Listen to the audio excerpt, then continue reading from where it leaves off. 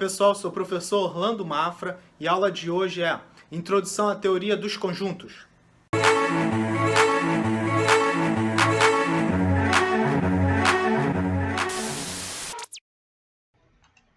Olá pessoal, sou o professor Orlando Mafra, como eu disse, e a nossa aula é sobre Introdução à Teoria dos Conjuntos.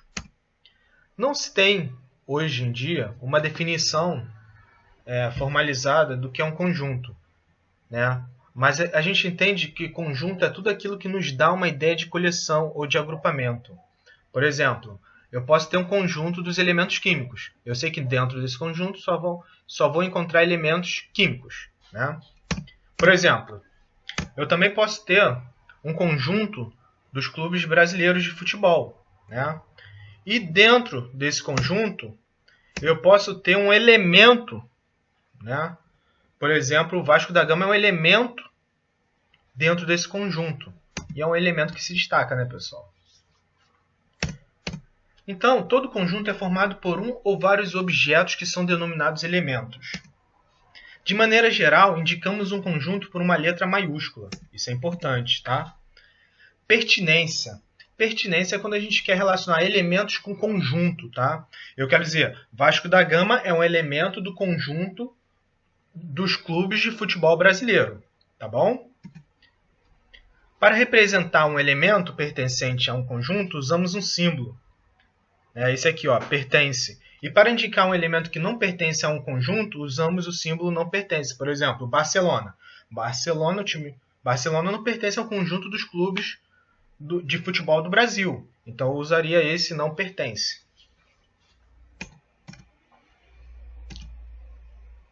Temos aqui um outro exemplo, tá? Temos aí a representação de um conjunto M, que tem seus elementos 2, 4, 6, 8, 10. E a gente vai responder as perguntas abaixo. 2 pertence ou não pertence ao conjunto M, pessoal? Tá ali? Sim, então pertence. O 5 pertence a esse conjunto? Não pertence. O 10 pertence a esse conjunto? Pertence. Brasil pertence a esse conjunto? Não pertence porque não está ali no conjunto M. Subconjunto, pessoal. Subconjunto, né?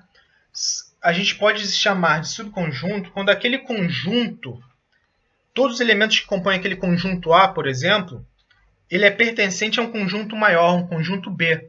Né? Se todos os elementos do conjunto A pertencem a um conjunto maior, um conjunto B, eu posso dizer que o A é um subconjunto do conjunto B. Né? Então, em relação a contido e não contido, eu posso dizer, se o A é um subconjunto do conjunto B, eu posso dizer que A está contido em B. Mas se o A não fosse, se todos os elementos de A não fossem pertencentes ao conjunto maior B, o A não está contido em B. Tudo bem?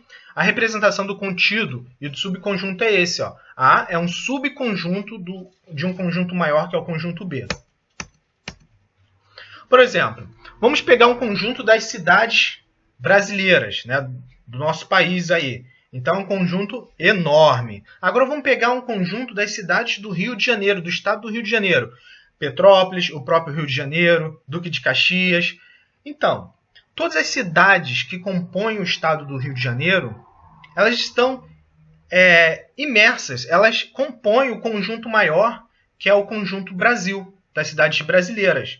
Então, eu posso dizer que o conjunto das cidades do estado do Rio de Janeiro, né, o Rio de Janeiro, na verdade, é um subconjunto do conjunto maior, que é o Brasil. Ok? Relação de inclusão, pessoal. Então, como eu falei para vocês, se todos os elementos daquele conjunto estão inseridos num conjunto maior, então eu posso dizer que aquele conjunto é um subconjunto do outro, então ele está contido. Se não, não está contido. Tá? Por exemplo, 1, 2 e 3 está contido nesse conjunto maior, que é 1, 2, 3, 4, 5, 6.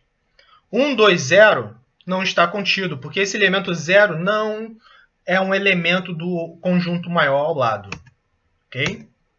Igualdade de conjuntos. Ó, mesmo que os elementos de um conjunto estejam fora de ordem, se todos os elementos do conjunto A são os mesmos do conjunto B, e vocês podem ver que tem a mesma quantidade, são os mesmos. Não tem nenhum diferente, não tem um número 6, por exemplo, no A, que não tem no B. Então, a gente pode dizer que o conjunto A é igual ao conjunto B. Conjunto vazio, né? Já que ele não possui elementos, a gente chama esse conjunto de conjunto vazio, né? A gente utiliza ele para indicar uma situação impossível de ocorrer. Então, as letras, a representação, na verdade, desse conjunto é por duas chaves, como está aí, ou um zero cortado. Conjunto unitário, né? Todo conjunto que possui somente um elemento, ele é chamado conjunto unitário.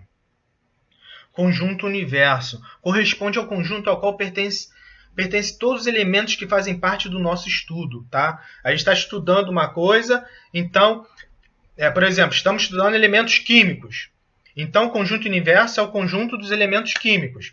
Estamos estudando agora apenas os elementos, os gases nobres.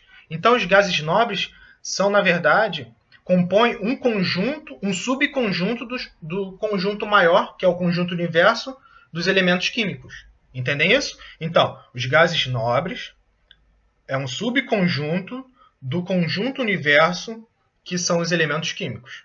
Tá? Operações de conjunto, pessoal. União. A união com B. Eu vou pegar os elementos de A, vou juntar com os elementos de B, sem repetir o que tem em A e também tem em B.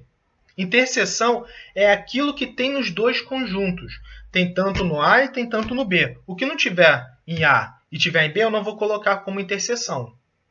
E diferença, né, entre os conjuntos. Por exemplo, A menos B são os elementos pertencentes a A menos os elementos pertencentes a B. Então, o que tiver de elementos que tem em A e B, eu vou tirar do A.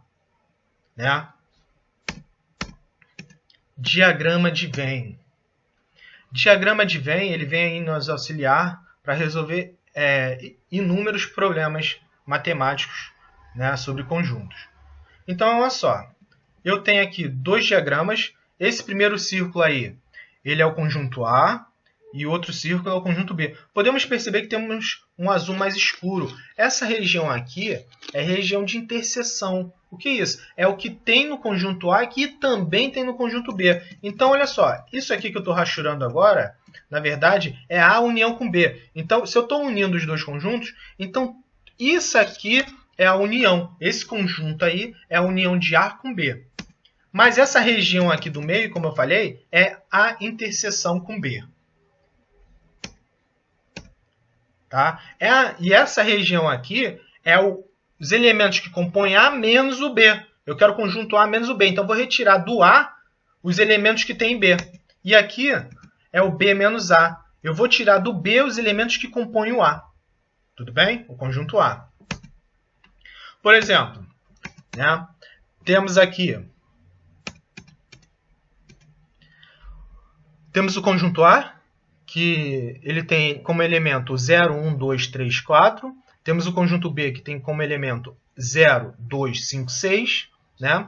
Então, A interseção com B. O que tem em A e também tem em B? Tá aqui, ó, pessoal. Ó. É esse meio aqui, ó, 0 e 2 são os elementos que tem tanto em A e tanto em B. E aqui eu não posso repetir o que eu já coloquei. Aqui, ó, já coloquei 0 e 2 no conjunto A. Então, eu vou colocar o resto que falta, que é 1, 2, que é 1, 3 e 4. Né? Agora sim, ó, o conjunto A ele é composto por 1, 3 e 4, 0 e 2. Ó. 1, 3, 4, 0 e 2. Tá bom? Agora o conjunto B. O conjunto B é 0, 2, 5, 6. Ó. 0, 2, 5, 6. Né? Então, eu não posso repetir aqui, porque esse aqui é o conjunto B. Já coloquei aqui no conjunto B o 0, 2, representando a interseção entre os dois. A união com B é isso tudo aqui, ó.